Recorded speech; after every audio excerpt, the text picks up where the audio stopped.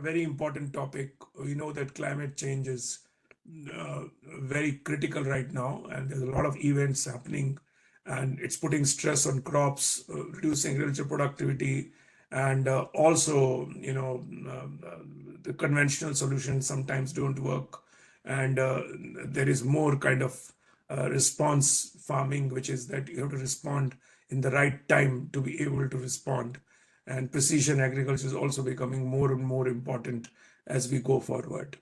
Today we are featuring PlantVillage, and it was developed at Penn State University, and it leveraged artificial intelligence and lots of other science, technology. And what is interesting is that it brings trees, crops, livestock into farming systems, looks at biodiversity, soil health, and also works on stabilizing ecosystems. And it's very relevant when we are going towards COP29 in Baku next month, in which we are looking for approaches which will allow smallholder farmers to access carbon markets in a more creative and innovative way. So I think the initiative also is very important because it uses biochar fertilizers, no-till farming, and cover crops. And also a lot of most interesting is the AI-powered app which helps farmers diagnose pests, manage crop diseases, and make informed data-driven decisions. So we have two entomologists on the panel today. So you will find it very interesting that we have entomologists on the panel also. And what is important is that this is getting converted into a product or a business model, which I think would lead to scale and sustainability. So without further ado, I would like to introduce the first speaker, and I'll introduce the other speakers as they come. David Hughes is the Dorothy Ford Huck and J. Lloyd Huck Chair in Global Food Security and Director of USAID Innovation Lab on current and emerging threats to crops.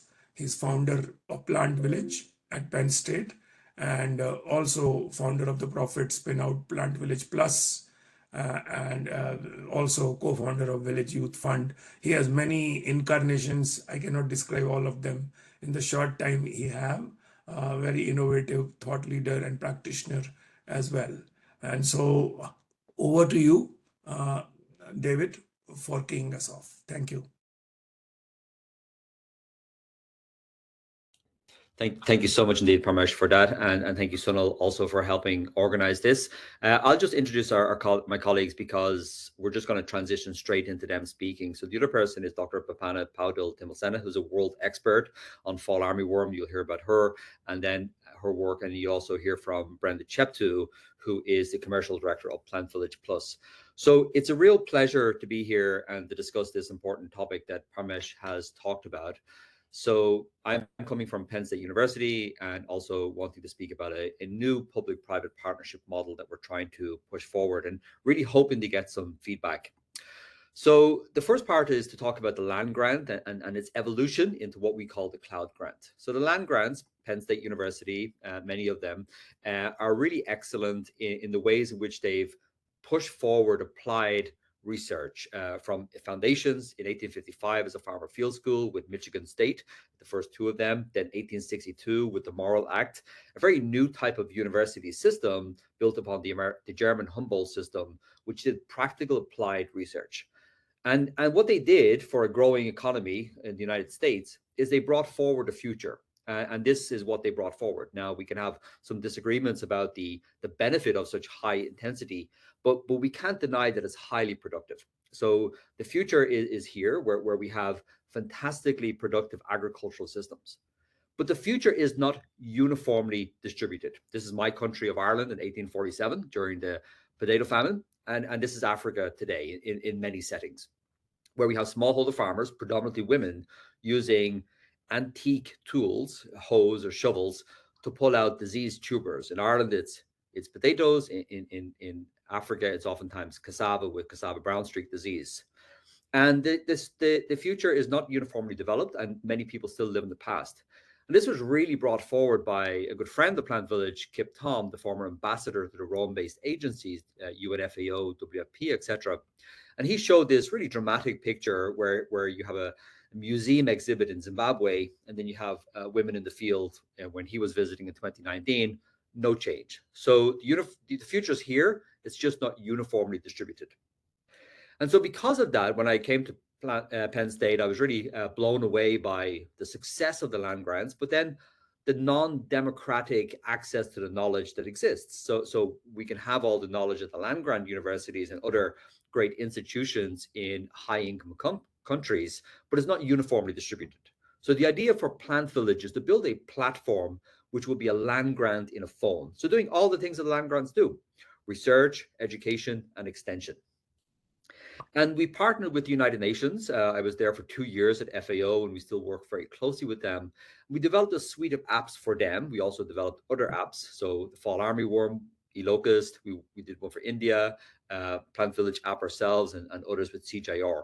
And so it's a PlantVillage platform, which has a number of applications for different technologies. And this platform idea is actually quite important that we'll talk about later on.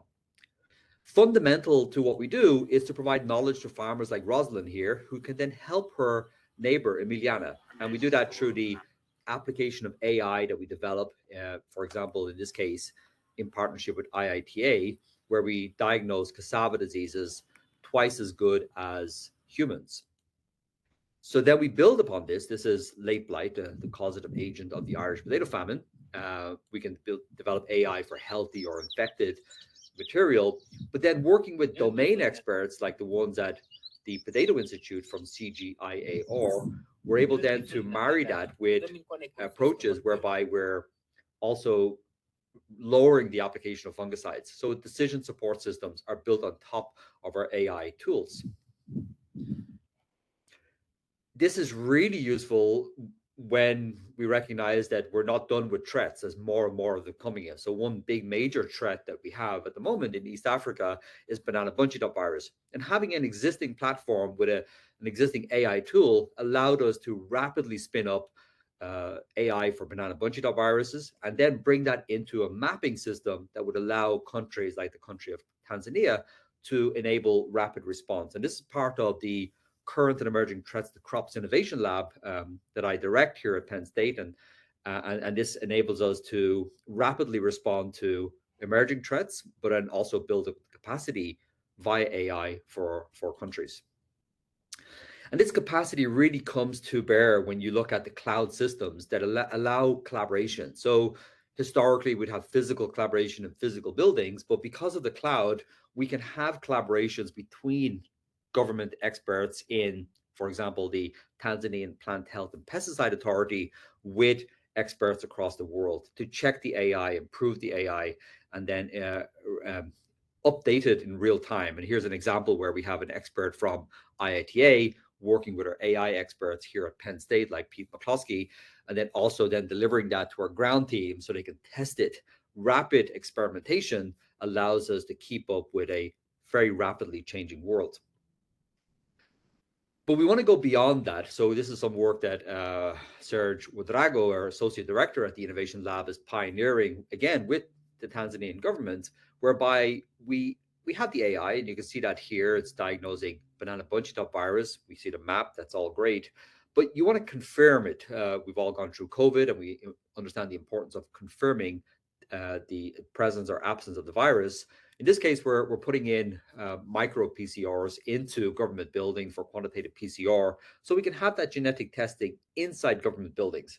Regrettably and rather shamefully, I think we have failed to invest sufficiently well in government labs over the last 30 years. We prioritize investments in groups like CGIAR to the detriment of government. And we need to readjust that. We need to improve the capacity of universities in countries, government in countries, so they can rapidly determine the problems that they face on a daily basis, and that enables effective solutions to come forward. And when those solutions come forward, when those problems are identified, that then allows government to do what government should do, which is to provide advice to its citizens on what are the actions. So here's an example whereby we're working with the government of Nepal. This is Prabha on our team in PlantVillage, Nepal, where we're sending out alerts, advices to citizens in order to help them deal with the problems locally in the most effective way. And of course, we can leverage AI for this. We've all are going through the revolution in AI through generative AI systems like ChatGPT. And that's also something we've built in. There's lots of groups doing this. It's very important. But we want to make sure that we do it in a way that's transparent. So in this case, you can upload an image from the system in the ground, and then the human can help in diagnosing it, but it can be helped by the AI system. So we really want to see not a replacement of humans by AI, but an empowerment. So how can we have local extension officers, local government officials, university professors, students, young people, enabling a better response to smallholder farmers through the delivery of messages via an AI system that works as a co-pilot alongside the humans. So that's a really exciting part that we'll see developing going forward. But the AI that we've talked about so far is computer vision and also generative AI like ChatGPT. But there's other types. For example, there's been a revolution in spatiotemporal systems or complex understanding. And actually, 2 weeks ago, the Nobel Prize went to a group that was able to solve a major problem, in that case, protein folding, using AI. And I think that's the kind of ambition we need to have. We need to be looking at how do we leverage AI globally to understand what crops grow where and how and in what sense. So there's lots of opportunities here. For example, the vision for adaptive crops and soils out of the State Department, ways in which we can collaborate with large efforts in order to figure what's happening where. And there's some great examples we can build upon. This is some work we've done with Xiaopeng Shen, led by Xiaopeng Shen at Penn State, where we took continental level data from NASA on soil moisture and soil health, and then we can use that for predicting future conditions. And then we can layer on top of that the ability to increase crop growth. But while it's great to build all these AI systems, we need to deliver them. So this is a room inside a building at a government office in Tanzania. They said, yeah, you can have this room. Our youth that we'll hear about from Brenda transformed it. And then this acts as a bridge to government officials. So here we have Dr. Joseph Nguru, the head of the Tanzanian Plant Health and Pesticide Authority, and getting insights from Benuid or Verdiana or young people who are there 5 days a week to act as a bridge to these government officials on the use of this technology. Here's Melanie Edwards from USAID, also ways in which the young people act as a bridge. But as a platform technology, there's really no limits to where we can go. So we built it for crop diseases, but then working with aloe jelly at IFPRI, we were able to think, how can we then apply it to school meals? School meals is an enormous problem. About 50 million kids every day eating meals. It's a massive industry, $3 billion a year approximately, but no oversight. So we're actually working with the government of Ghana at the moment. So we have the team there, Annalise McCloskey, Pete McCloskey, Tia Gaiman are all in Ghana at the moment, working with the government with aloe jelly to launch this across 11,000 schools. This is actually supported by the World Bank. And so here we can actually diagnose the composition of the meal on this plate. And we can actually do this as well as humans. But it's 200 times cheaper. So we're able to do this as well as a nutritionist, but it's 200 times cheaper. So you just hold the phone over the plate and we can diagnose the nutritional content. But while it's 200 times cheaper, it's also able to do something. The AI can do something that no human can do. What it can do is it can actually track the diets every day. This goes 30 days. And in fact, we've actually done this as 60 days. It tracks the diets every day for 60 days because people are able to use it every time they eat, and then they update what's happening. And this is leading to huge differences in the nutritional intake, in this case for adolescent girls in Vietnam and Sri Lanka. So it's improving the nutritional intake, and so it's driving better decisions in eating behavior. So we simply could not have humans track the diet of adolescent girls 3, 4, 5 times a day as they're eating over 60 days. Impossible. But we can via the smartphone, because the smartphone is always present and is always able to help people have better diets. And it's not just for girls in low-income countries. It's also important for the whole world. We all struggle with diets because every time you eat, your phone is beside you. So we really believe that this PlantVillage Franny app that we developed with IFPRI and the University of Ghana and elsewhere could actually be globally relevant. It could actually really push things forward in a massive way.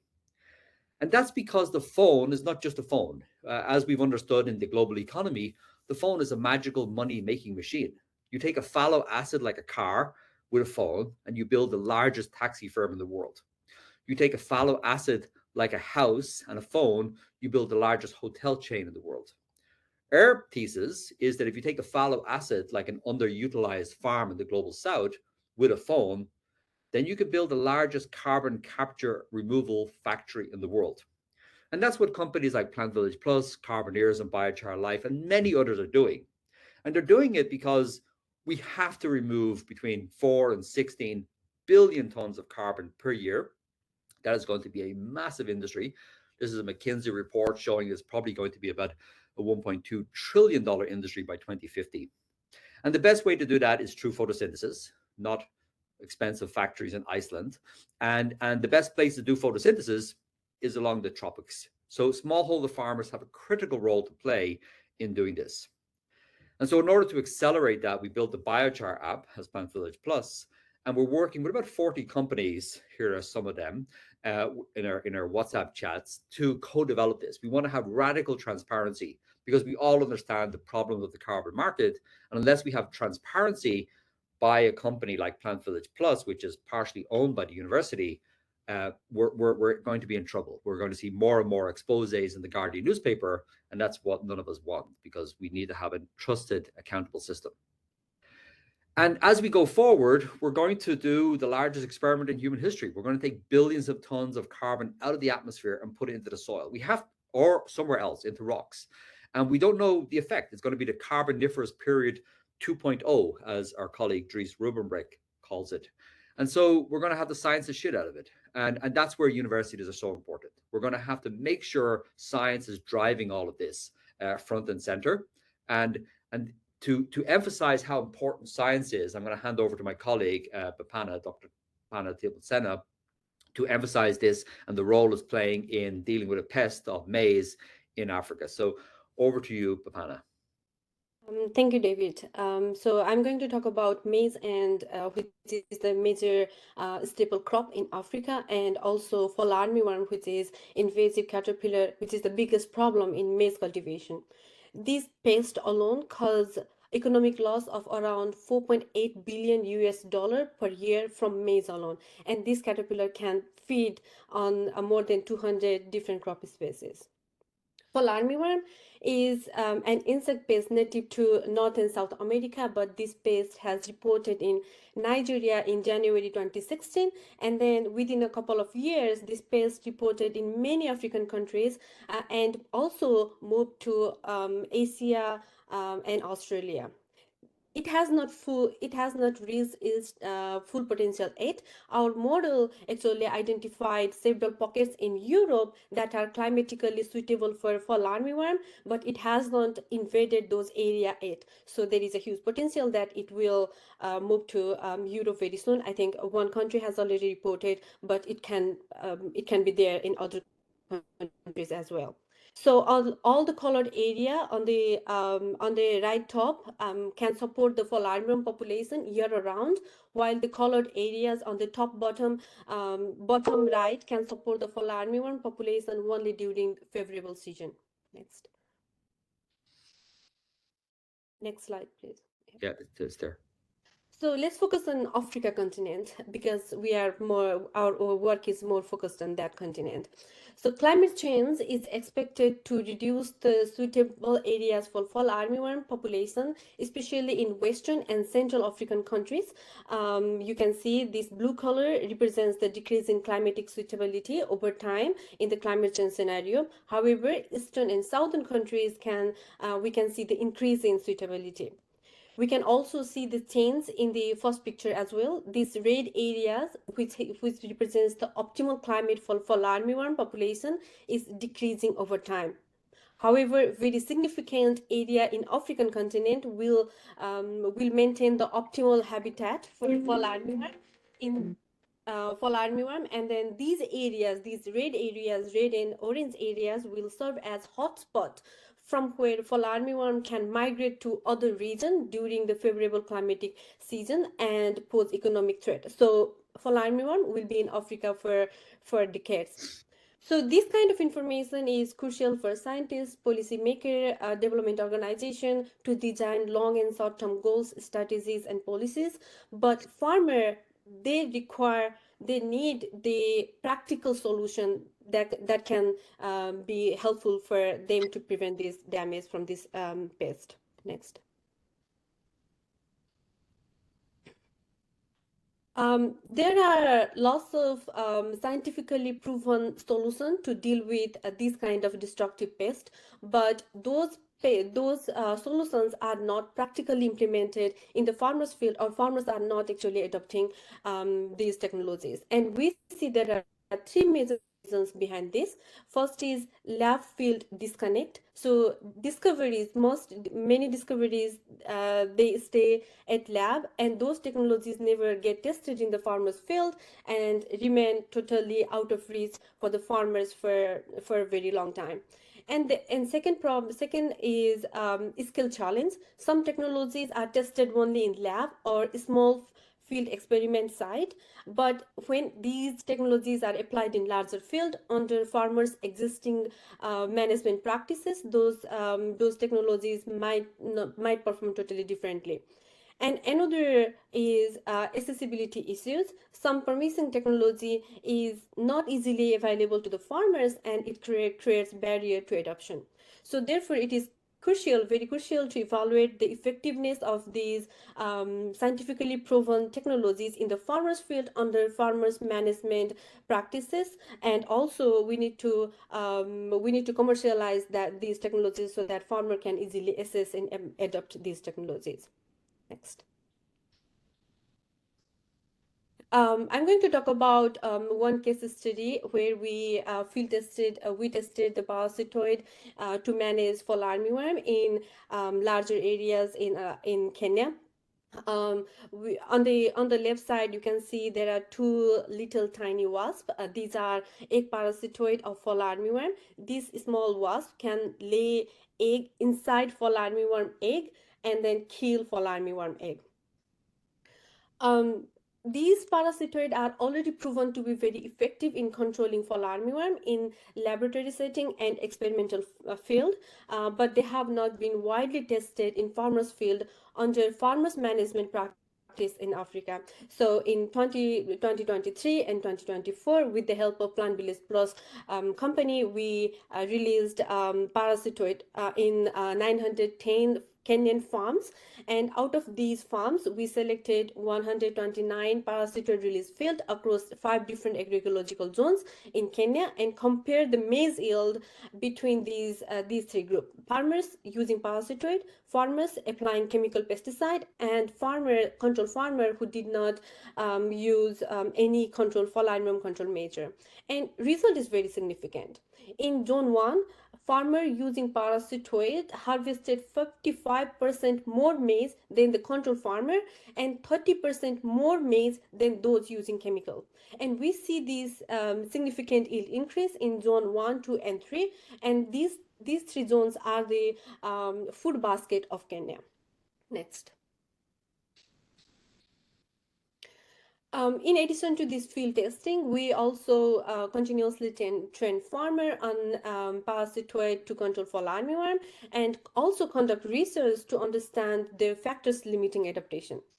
In Kenya, during last 3 years, we trained 23,400 farmers on parasitoid use, but only 911, which is about 4% of the total farmers trained, have adopted the technologies so far. So if you look at the technology adoption curve, only 2.5% of the population who are exposed to technology actually adopt the technologies in the initial phase, and we are just over that, and we are currently at like 4% adoption rate. Next. So to better understand why many farmers are not adopting this technology, we conducted a survey and we interviewed 316 farmers in total. 150 were parasitoid adopters and 157 were non-adopters. 156 were non-adopters, and all these farmers actually received training, but some adopted, some didn't adopt the parasitoid.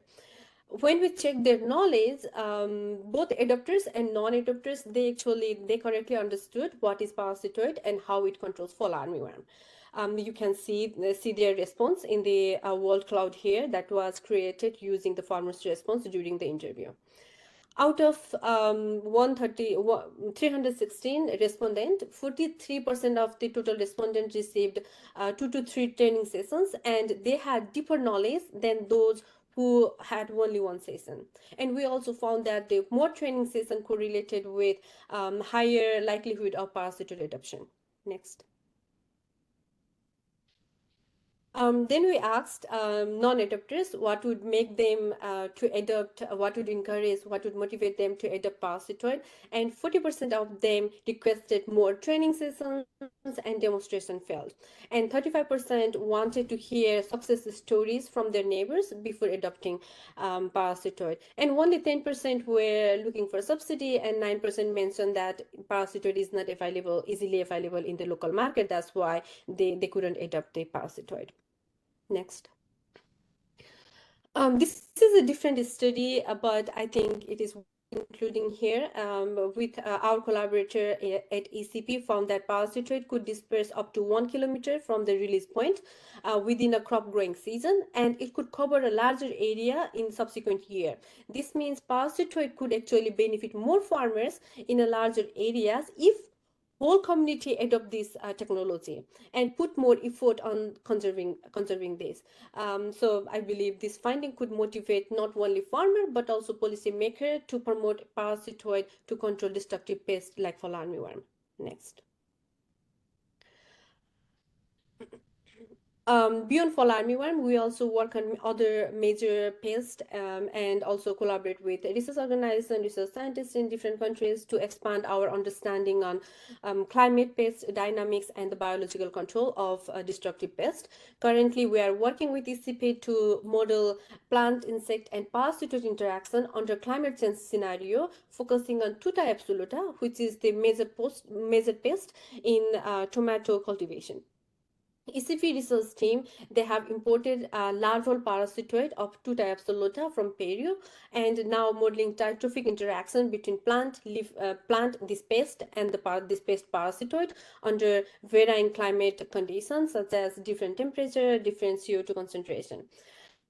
Results from this kind of project are very valuable for scientists and other policymakers, but also very crucial for organizations such as PlantVillage Plus, who to streamline the development of new product and so that they can be easily available to the farmers, and farmer can adopt this sustainable method to control pest.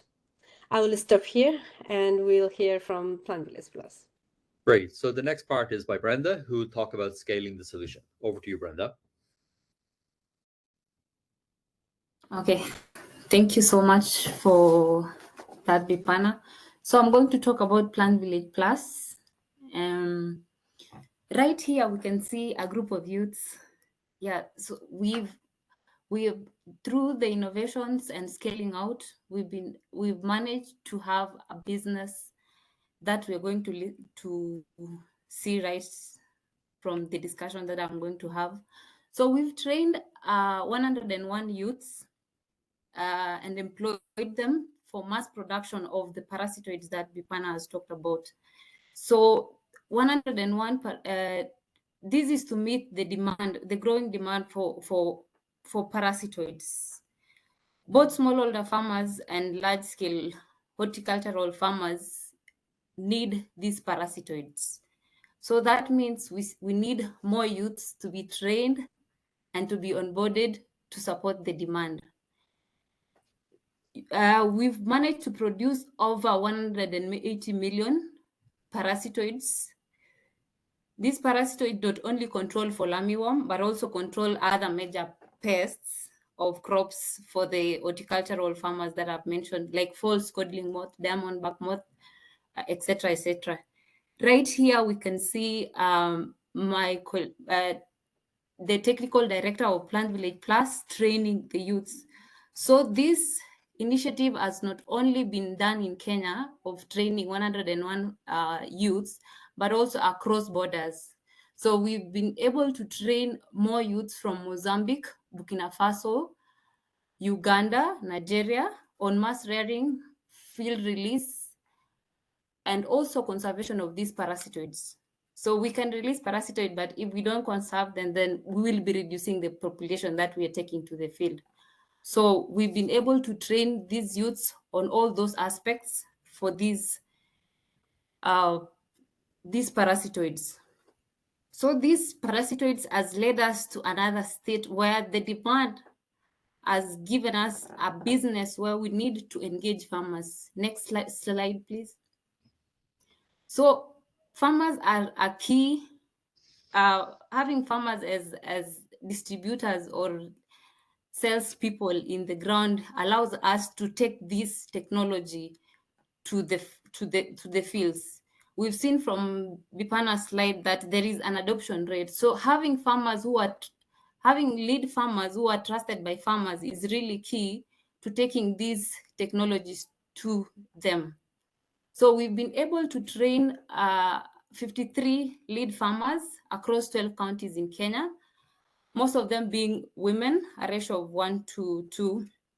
So these farmers have been able to train 45,000 other farmers on these IPM solutions. So they are also sales people for the PV Plus products. So these agents, or I can say PlantVillage Plus agents, get paid from the sales that they make. Apart from the sales that they make, these farmers also do training for the IPM packages. David mentioned about government. So we not only train farmers, we also train government officials on different aspects. So right today, government in Kenya gave out banned the use of synthetic pesticides. That means we need to train more government officials on the use of biological controls to manage fall armyworm and also other pests. Next slide, please. Yes, technology is really key to the business, and in business there is need for tracking expenditure, and farmers for a long time might not have really tracked their expenditure. So when we did this cost benefit analysis, we noticed that farmers used a lot on inputs, a lot on other activities. So having this technology right here, we can see Diana and Jerry, and we have also agents here who train and register farmers with unique IDs. These unique IDs enable these farmers to get all the products, track their payments, and track the way they are using money and how they get to generate income. Next slide, please. So with this entity system, which I've not mentioned, this entity system is use of that ID. Right here, you can see a unique code. So each farmer and each farm is registered uniquely. This enables us to also conduct not just selling products to the farmers, but we can also conduct virtual soil tests, which is really cheap, 10 times cheap. We sell, PlantVillage Plus sells soil tests at $3, which farmers usually could get soil test at about $30. So this is affordable, and they could use that amount to even buy other products. Apart from that, these farmers also get real-time, or they get information a bit early, 2 to 3 days, which usually takes 2 to 3 months. So these farmers need this information to make informed decisions on what to do, or also they get to save money to buy products like biochar. Next slide. So IPM is a huge and a broad thing. IPM involves cultural practices, and in this case that means timely planting, use of the right seed, protecting the crop, and even storage and marketing is really key. So right here, PlantVillage Plus offers, through use of agents, we offer and train farmers on right time of planting, give them weather maps. Apart from that, the previous slides, we saw biochar. So you have the right seed, and when to plant is really key. So we've had cases, due to climate change, we really have cases of farmers doing early planting and maize fail to germinate. So offering this information is really key. That is why agents and the team, through use of real-time data, they can give information on when to plant. So using the slide before this, David. Yes, this one. So apart from just timely information, we need to also provide, we have feedback on soil, but we also need to provide solution on what to amend the soil with. We have fertilizer, but over time we've seen the process and the things that farmers really give us on the ground is they don't know the condition of their soil. They cannot afford soil testing. So when you're able to provide feedback on time on what the soil is needed, then they save that amount, and then again they get to buy biochar. Right here is biochar, planter biochar. So when we provide seeds,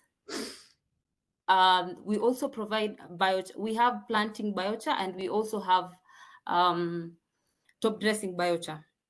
Next slide. Yes. So after we soil amendments, we then go to protect this crop. With the AI and the entity system, this farmer is able to make orders for the products that they want. So in this case, when they plant, they can place orders for these parasitoids on time, because parasitoid is more protective than, so they place the orders for parasitoids on time.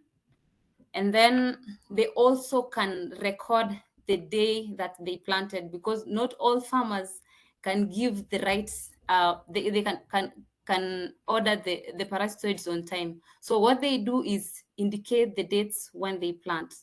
So it's upon PlantVillage team can supply these parasitoids on time to be sure to control fall armyworm in the fields. So through the season, we also provide solutions, not just through the season, but at harvesting stage. Farmers have used many chemicals on storage pests, which again affects their health, not just environment and all that. So the Pixbag is a product from Innovation Lab. So these farmers use these bags for storage of seeds, for storage of seeds, to avoid use of chemicals in the fields. So right here is a process of production of biochar. So David mentioned a very key point. We use AI to collect the carbon so as we distribute this biochar to the field, the amount of carbon, as we produce this biochar, we also get all that information. So in all this system, tracking the process, that farmers, giving information on time, training these farmers, AI has really been a key system.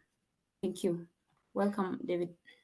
Thank you so much. And this last part about the AI is critical, because that AI remains public. What Brenda talked about was the private company that does what private companies do, which is to sell things.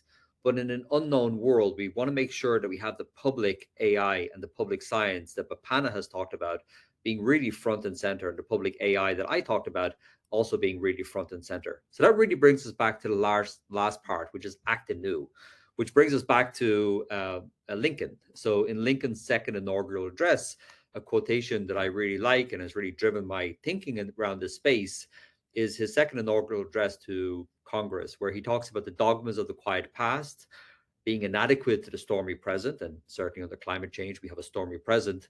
The occasion is piled high with difficulty. We must rise with the occasion. As our case is new, we must think anew and we must act anew. We must disenthrall ourselves. So this acting anew is really to the heart of our conversation today. How do we have a public-private partnership, which is really in a new framework? If we look at the history of highly productive systems like the United States from 1961 to now, it's up until the right, really, really great. But the world has fundamentally shifted since that time. In 1961, the amount of CO2 in the atmosphere was about 317 parts per million. Then at the end of this graph, which is a graph of 58 years, it was 411 parts per million. Today, it's 425, approaching 426.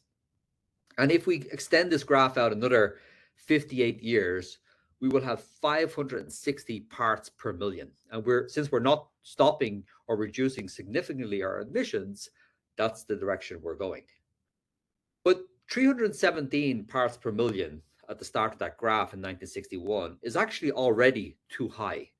Before we started agriculture, 12,000 years ago, the amount of CO2 in the atmosphere was expected to be about 220 parts per million or less. And that was an incredibly stable time in the history of Earth. And that was the Holocene. And that allowed us to grow food, domesticate plants and animals, and then have all of that highly predictable climate and weather for us to improve agricultural processes through cultural evolution. But then, of course, we started burning coal in the Industrial Revolution, and the amount of CO2 and temperatures have just gone up massively through the infamous hockey stick. So in this case, we're expecting to be by 2032 at 1.5 degrees Celsius. But as you may have noticed, we're already at 1.5 degrees Celsius. This is a news article from February where we had one consecutive 12-month period of temperatures above 1.5 degrees Celsius. So if we, and that was 2024 is the hottest year in 125,000 years. So and it's going to be the coldest year for the rest of your life. So it's the hottest year in 125,000 years, and we only invented agriculture 12,000 years ago. So that means no institution knows how to grow under this current circumstance, which really means the importance of public science is critically important to determine how we navigate this uncertain future. In addition to climate change being that existential threat, there's another existential threat, which is AI. And we see OpenAI, and we see incredibly bad behavior by people like Sam Altman, who frame it initially that it's a public good, it's owned by a charity, we're here to help. He went to Congress, he says he doesn't want any money, and then he shifted a few weeks ago, and now he's going to get a lot of money from the system. And revenue is going to first go to Microsoft before it goes to the public. And so that's highly problematic. It's also highly problematic that a private company launches this grand experiment without any input from the public sector or government or oversight, and leading to all of the sort of negative repercussions that we could have, similar to what we already had via Facebook and Meta and Instagram and so on, and Google as well. Because these algorithms are not examinable.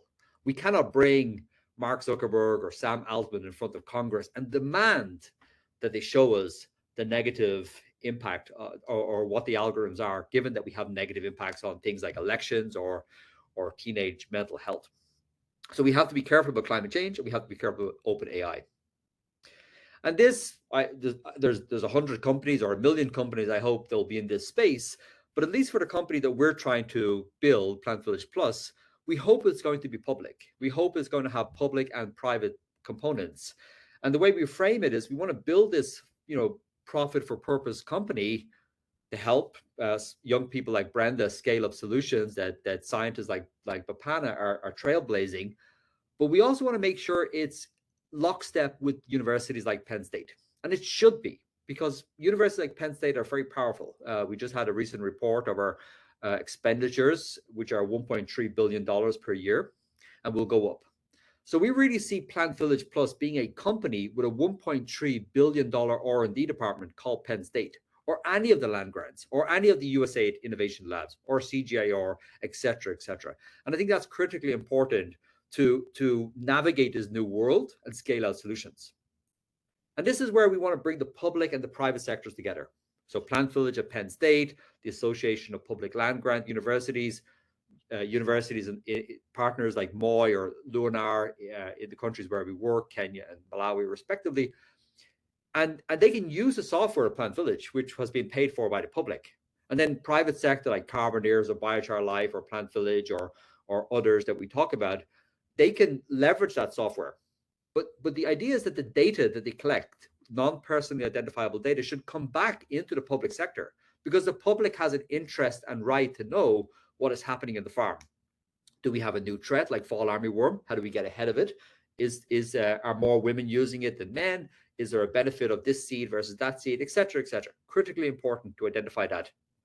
And as that data comes back, that allows the public sector to develop these public AI models, because it's critically important that we are actually doing this in a transparent way. And there's lots of problems here. I have lots of problems with my university in terms of intellectual property right. They don't want to have this model because it's new and unusual. But that's the whole point of thinking new and acting new. We must really embrace this. So that's perhaps one of the call to action today. How do we have these open, transparent conversations with government? We're working with Tanzania, Malawi, Kenya, and others, in Ghana. We want to enable government and local universities to scale and do things effectively. We also want to help companies in the Global South. For those of you who were at the African Food System Summit, there was a report coming out of Michigan State University that 85% of the businesses in Africa are small, medium enterprises from the local group. Now, this is not a landscape that is dominated by Corteva and Bayer and Monsanto and all that gang. It's actually small companies who, in my experience, are reinventing square wheels. They're trying to get a digital solution up and running. They're trying to get a business up and running. And oftentimes they fail because they don't have access to the existing round wheels we've already invented in the global north. So how about we just give that to them? That's the idea of PlantVillage. Excuse me. We give that to these groups, these private companies, so they don't waste time on the simple stuff, and then they can lean into the more complex stuff, which is customer relationships. And then to that point on open AI, it is critically important that we have an actual open AI that public scientists can see underneath the hood, and that we can actually really empower the global development over the next 50 to 100 years in a time which will be fundamentally different. So that's what we want to do. That's how we want to do it. And now we'll give over to Parmesh to open up the conversation to get your input. And we hope this is going to be a long-term conversation over many years. But over to you, Parmesh. Thank you.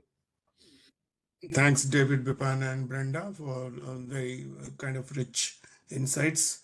If you guys can also look at the chat, and generally the clarification questions are answered by the panelists in the chat, and we take only the substantive questions. So if you could look at the chat, please, and if there are questions you could address, there are some questions for different people. That will allow us, by the time the discussants talk, if you could answer the clarification questions, that will help us to focus on the key questions which will come out of what people are asking.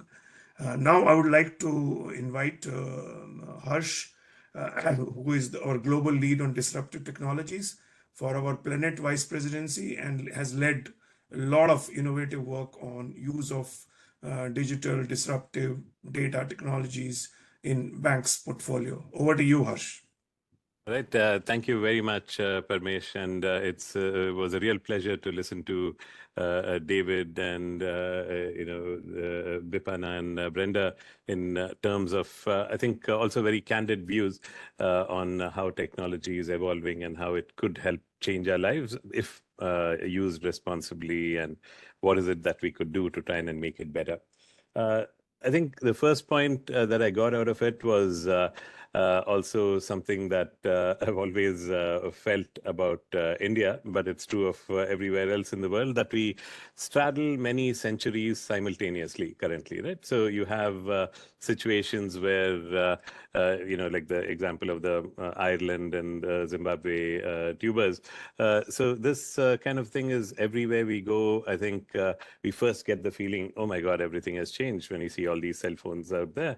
And then after a little while, you say, nothing has changed really. And this is where I think all of us in the development space really have a big job in terms of trying to see how new technologies could help change things for the better, whether it's a round wheel or whether it's a lot of these kind of things that we've been seeing today, to look at nutrition data from a smartphone photo, or to try and see how AI could be used to do pattern recognition for diseases and insects and other elements that we looked at today.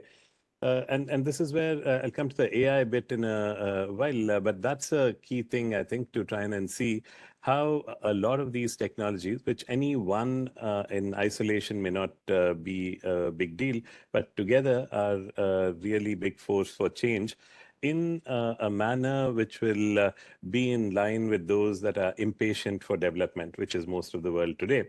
Nobody wants to wait centuries to transition from Ireland of the past to the Ireland of today. So this is where, what is it that could be done to try and use technology in a new way to try and make things faster, better, cheaper, as we've been looking at it, whether it's 200 times faster, doing things which we couldn't do before, or trying to see if we can do it in a much 200 times cheaper, and so on. And the other thing that I came away with was a lot of these aspects, as we've been discussing, Parmesh, in the planet side, are all linked with each other, right? So we have a world where if we are looking at, what Rumi in the 13th century said about the blind of the elephant in a dark room, where everyone felt different parts and saw what they wanted, or to paraphrase Einstein, that what seems to be happening depends on who's observing it in the theory of relativity. The key thing is today we see that in order to see the whole beast, we really need to look at all of these different elements together. So even if it looks like we were discussing initially AI related to food, it slowly morphed into aspects of looking at soil testing, of looking at soil moisture, looking at other elements of sustainability, the use of agrochemicals, IPM, INM, a whole range of these other elements, and climate change and so on. As we were hearing from Bipana also, in terms of where you might have more habitats that are suitable for the fall armyworm and other types of things going ahead. So a lot of these require us to work together across what used to be traditional discipline silos. And this is where I think something like tech, and especially AI, and a lot of these new data and analytic tools not only enables us to work differently, but also requires us to work differently in terms of working across what used to be very traditional separate sectors. So it's kind of, in a way, going back to the day of the natural philosopher in some ways, to try and bring things together and get an overview of these. And this is where I think the power of AI really comes in, to look at patterns, look at being able to look across different data streams that are coming in from different disciplines and so on. But I'd like to finally focus mainly on the issue that I think all of them raised on the capacity, right? So this is something that we've always been struggling with at the bank. Everyone recognizes that all these issues are important. As Parmesh will tell you, this week we've been having our annual meetings, and there's a big focus on food security, on climate, on sustainability. A lot of these issues we've been discussing today, and technology, right? And the key is, how do you build the world's capacity in an environment where technology is changing dramatically and changing really fast in a big accelerated way? And that is where we probably need to think a little bit outside the box, and especially focus on one of the elements that you ended with, which is, if you want to move towards truly open systems, open science, for example, right? That requires a lot of systems for open data that goes with it, which can can help be used for training for really open AI to try and look at creating new kinds of systems. So that's something at the bank, Parmeshwar and others have been looking at to launch something we're calling a Livable Planet Open Data Initiative and a Livable Planet Observatory. And the idea there is, just like in the past few decades when the bank started and their focus was only on poverty, we spent a lot of time trying to pull together poverty data, making open data sets for poverty, making micro data available, and so on.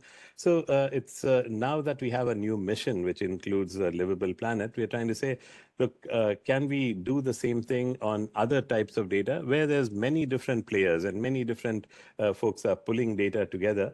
Some are still in the free space, some are fully open source, some are somewhere in between, some are subscription of different types. But can we make it at least as free as possible, low cost, affordable, so that everybody can benefit from this? And this rising tide can really lift all boats when it comes to really making the use of AI a reality for everyone. So this is where I think we all need to brainstorm a bit more in terms of what's the role of government in all of this, what's the role of academia in all of this, what's the role of the CSOs, the private sector, everybody, and development organizations like us, because we all have a role to play to help facilitate this and be users of a lot of these types of technologies.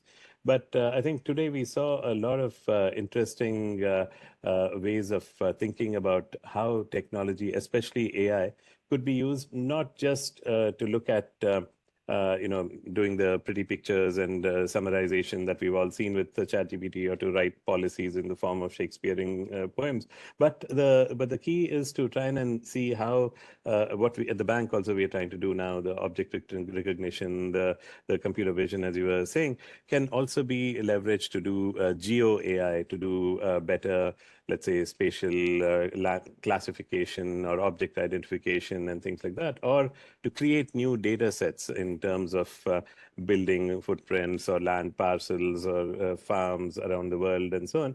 And a lot of these generative AI aspects in terms of also not only the translation aspects, but some of these new things that have come in last week, a couple of weeks back, for example, with Google Notebook LM, when they did the deep dive thing, taking any boring report and making it into a really interesting podcast, right? Overnight with a few minutes to try and do those things. So in many ways, it will be the co-pilot, as you say, on this thing.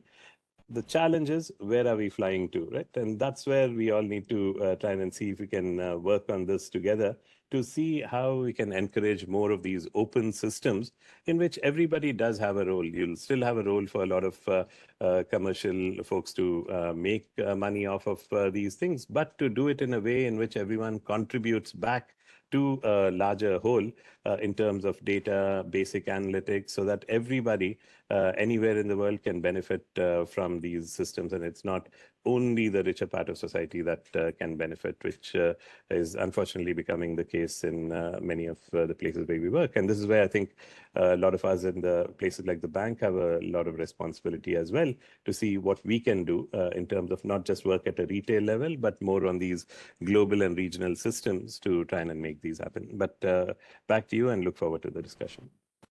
Thanks a lot, Harsh, again, for raising some of the very important issues, drawing inferences from what we heard. So, Shweta, we have only 5 minutes because I want to take some audience questions into the question and then give a chance for David and the team to respond. So, can you also focus a little bit more, since you are right now working on the carbon credits and DMRV and all? Can you look at that aspect and see what do you draw from what you hear? And where do you think we should go with the PlantVillage approach, and use that for creating a large kind of data and open system for all the information leading to that? Shweta, over to you. Shweta was the head of the UNDP's Innovation Accelerator, and now she works with our team to help work on this very, very exciting agenda. Over to you, Shweta. And thank you, everybody. Very exciting presentations today, Professor Hughes, Bipana, and Brenda. Of course, we have heard a lot about the AI applications, computer vision, pest detection, all the brilliant stuff. and all these possibilities with the mobile penetration and with the commercialization of AI, maybe too much of commercialization at the moment. But however, at the bank, we are very actively mapping, piloting, and scaling the AI innovations for climate smart agriculture.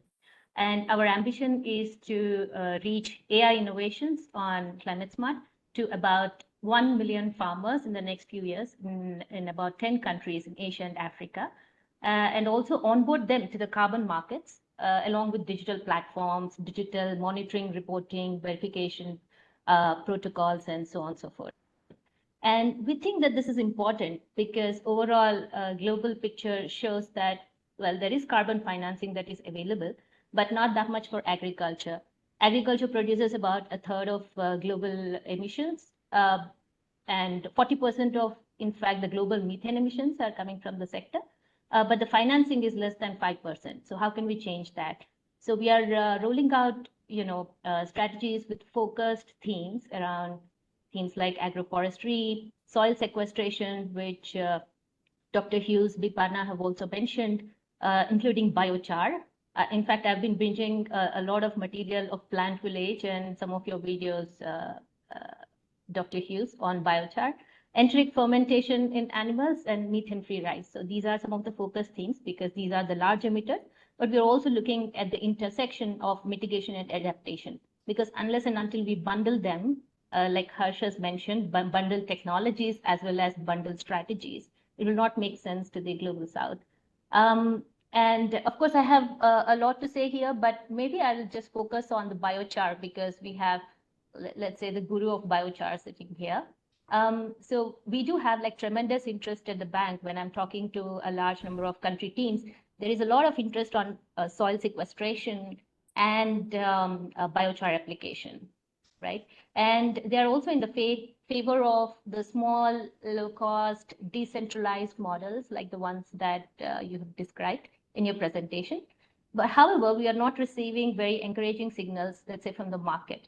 If you see the carbon credits market, they seem to be moving in favor of large industrial scale biochar. Very recently, a large American technology company, I won't name which one, but they have done the biggest purchases of biochar credits from the industrial biochar facility in Mexico. So on one hand, we have small, low-cost, decentralized production units, which make perfect sense for the global south in terms of implementation, rollout, logistics. But the market is perhaps looking in another direction. But both have pros and cons, and how do we make sense of this situation? So maybe Professor Hughes, towards the end, maybe you can also touch upon the carbon credits gain. Second, on the AI side, it's very encouraging listening to you, as well as a large pool of innovators in our startup community. It is impressive to see how the ecosystem is innovating with mobiles, in-situ sensors, and remote sensing, like Harsh has described, geo AI, large-scale monitoring. Those are going great. But however, sometimes it all comes down to measurements like soil health. You have to take those soil samples and measure them in the labs. There is some interesting progress happening on portable soil sensors, wherein you can take the sensor to the plot instead of taking the sample to far, far away regions.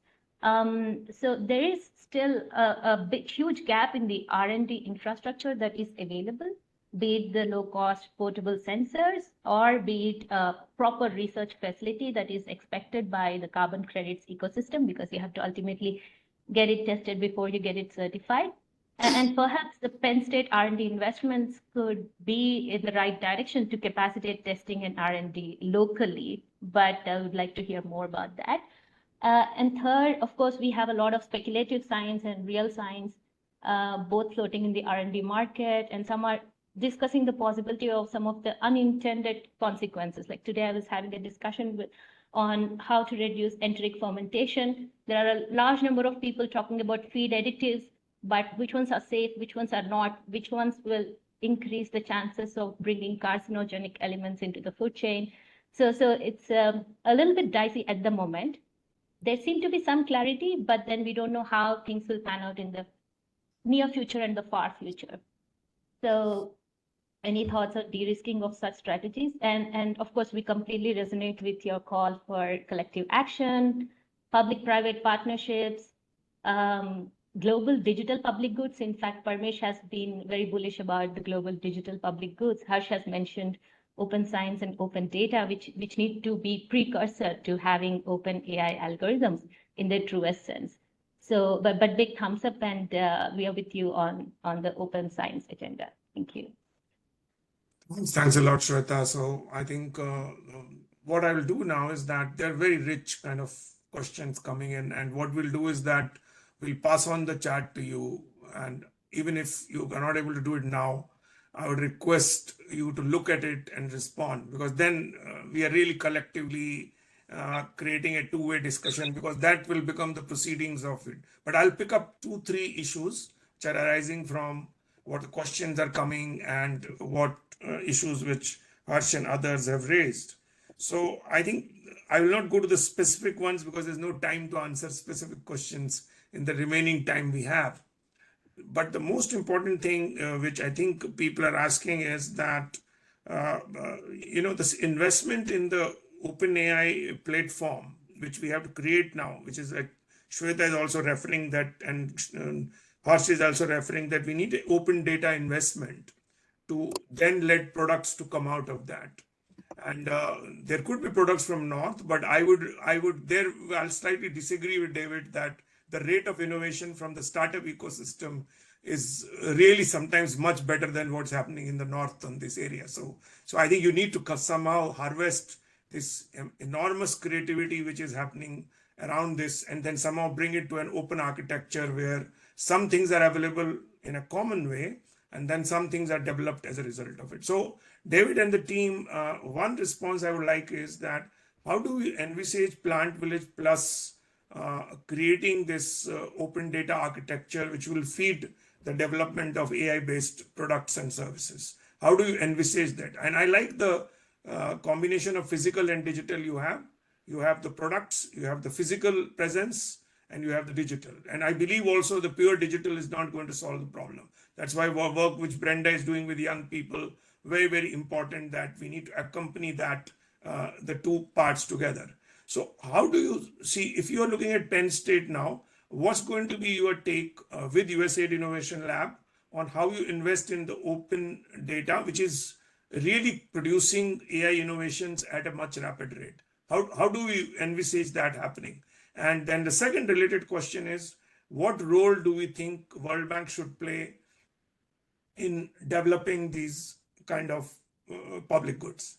Just the first question at the higher level first, and then I'll ask a second question after that. So on the question, thanks everybody for the comments. On the question on the open data and enabling environment, we will do what we've always done since our inception. So we've released a lot of training data as PlantVillage that other groups have used. We also produce a lot of know-how, which is just as important. So we help groups in Moi University or Luanar in Malawi or the University of Ghana. In those cases, we provide instructions, how-tos, simple stuff. There's a lot of content out there, but the barrier to entry is very high because you can't ask those questions. So we do that very effectively. But PANA is overseeing about 30 students, helping those across multiple universities engage and learn. We have our lead AI engineer, Pete McCloskey in Ghana. He was with the Vice Chancellor of the University of Ghana the other day, working with her on ways in which we can build up that capacity for training. So we'll do it like we do it in the United States. We have people doing master's degrees or PhDs and then using a data set. So that's really fairly easy. We did have a large investment by the Gates Foundation, which is still ongoing, and that was to build a platform to enable people to use our cloud. So we do have a cloud system that people can tap into, and we will continue to do that. So everybody's welcome to reach out to us and train. We want to make sure that we don't just release the code openly, because then a large company could come and suck it up. But we also want to make sure that people understand what they're doing. So in AI, the critically important part is getting the training data right. So we want to make sure we provide people the ability to do that locally. and then make sure they're designing it for their local customer base. So that's the ways in which we will continue that. And I think that's going effectively. And especially around things like the biochar, we want to see how that data can be made available so we can all collectively build this. And so, David, this question which people are asking is that how do you draw use cases which people are want to work on?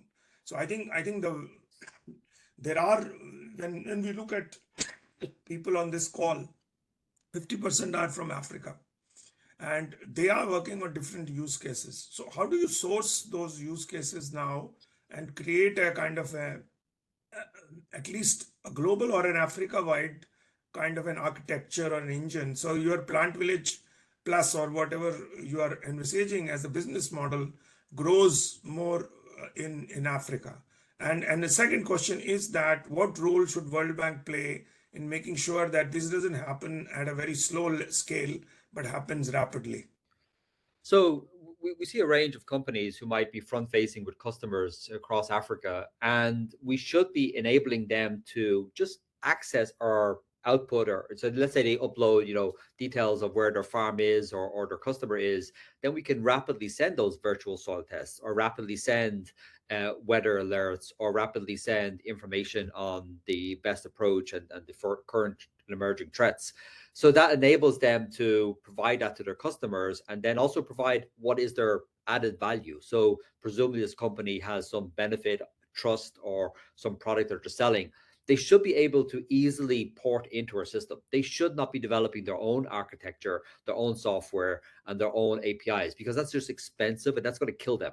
They're going to waste all their money. And I saw this also in Rwanda at the youth forum there. A lot of people hoping to build an app with $40,000. That is completely unrealistic. It's going to die. You're going to waste your money. And $40,000 is a lot of money for a small startup on the African continent. So just port into what we have. We provide it, we'll improve it over time, and the R&D department of Penn State and other universities will facilitate that. And then you can go and do what you should do as a company, which is sell to your customers, have added value. And I also want to talk about this idea of whether we should share and how we should share the algorithms. I personally do not believe that diagnostic algorithms on health should be privatized. I don't think you should charge for that at all.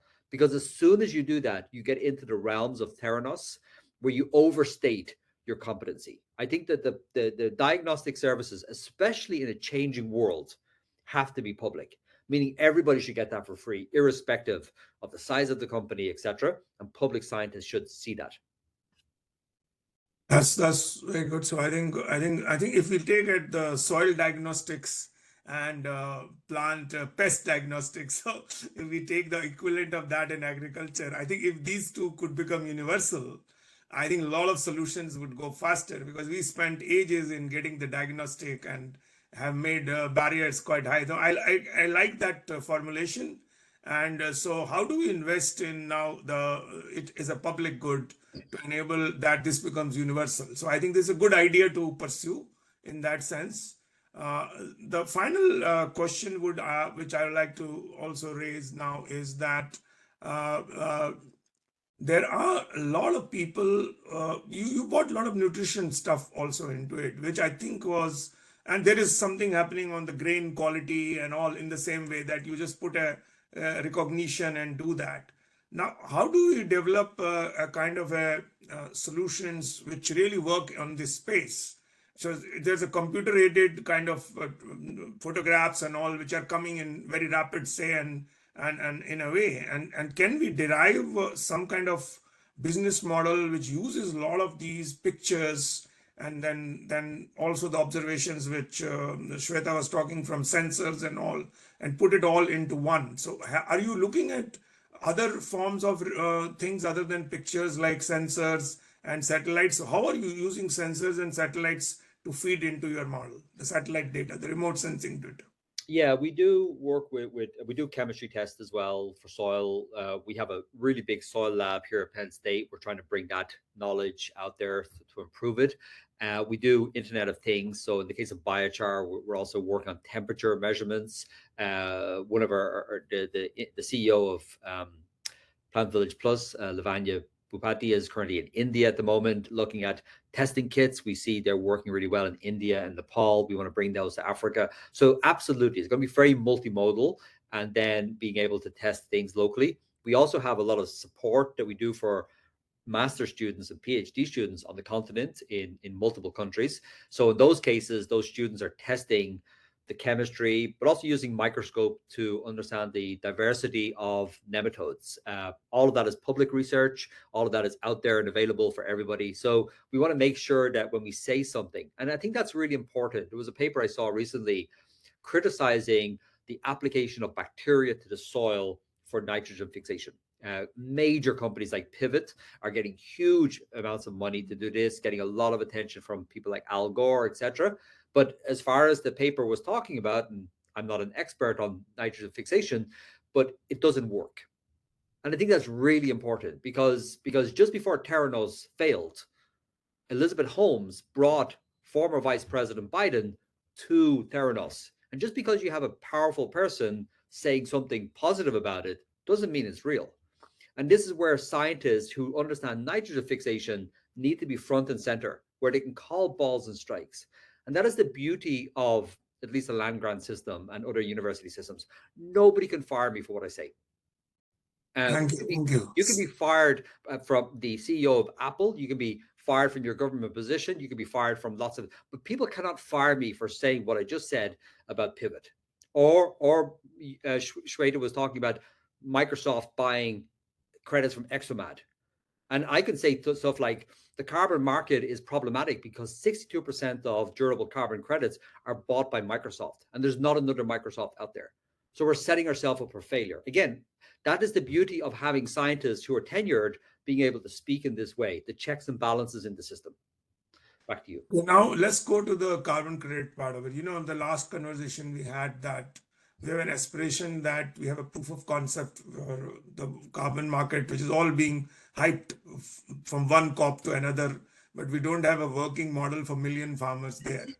How would you PlantVillage set up a system which will allow us to get carbon credit to million farmers there? Because we work with millions of farmers, but we are not able to create a working proof of concept on a reasonable cost, which will be allowed us to really get this flow of carbon credits, at least $30 to $40 per farmer coming in just from carbon credits. How would you go about doing it? So the good news is already happening. So Biochar Life are already pioneering this, have been pioneering this for a long time, Carboneers as well. So Carboneers are doing it in Ghana, where you can have a smallholder farmer do it today, and she could be paid transparently on the same day for doing that. Same thing for Biochar Life, with partners that they have. So it exists. So the way in which we can go forward is to build up that maximization of collective benefits model. But the problem is that we're I'm speaking to the World Bank here, but the problem is we have this neoliberal Milton Friedman economic framework where we want to have a new company come out and have a winner takes all framework. Like we want to have a new Facebook or etc. And that is fundamentally problematic when we think about the importance of carbon capture, because we're going to have to see distributed modularized systems across the global south, not only to help the global south get the money, but actually to do it at scale. Because as we've seen from economists who've written on databases, large mega projects go overpriced, over-delivered, and under promise. And so we actually need lots of small little systems working. And that's where biochar, local production, modularized systems is so effective. And then how do you do it? You do it through the smartphone. You do it through a supercomputer, which is in every village now. But you have to think about it in a different way. We can't have proprietary technology, proprietary systems, winner takes all frameworks. It has to be a collective approach, not just because that maximizes the benefit, but just on first principles. The biomass is distributed globally. And if you're going to convert that into durable carbon, you have to have the means of production also distributed globally. And the means of production, in order to incentivize the system, you have to have the benefits come back to those who are controlling the means of production. And that is not just a better way to do things. It's an important way, because for 12,000 years, farmers have burned their waste biomass. If they don't get the benefits of their means of production, they will continue to burn their waste biomass. And across the globe, 9 million people die every year from smoke damage from burning of this. So any company that comes in and the farmers understand they're not getting the benefit of this, they're not getting the lion's share of the profits or the money or the revenue, they will just continue to do what they've always done, which is burn it. Okay, so this one I think we'll follow up because we are working on the burning issue and we are working on the voluntary carbon for smallholders. This is a perpetually a vexed problem. I think let's keep talking on that, and I think I would urge you to also look at other questions which have been coming today. They are quite interesting questions, and if you could just then briefly respond to them, we will send you the recorded chat, and then so that everyone feels that they have been listened to and responded.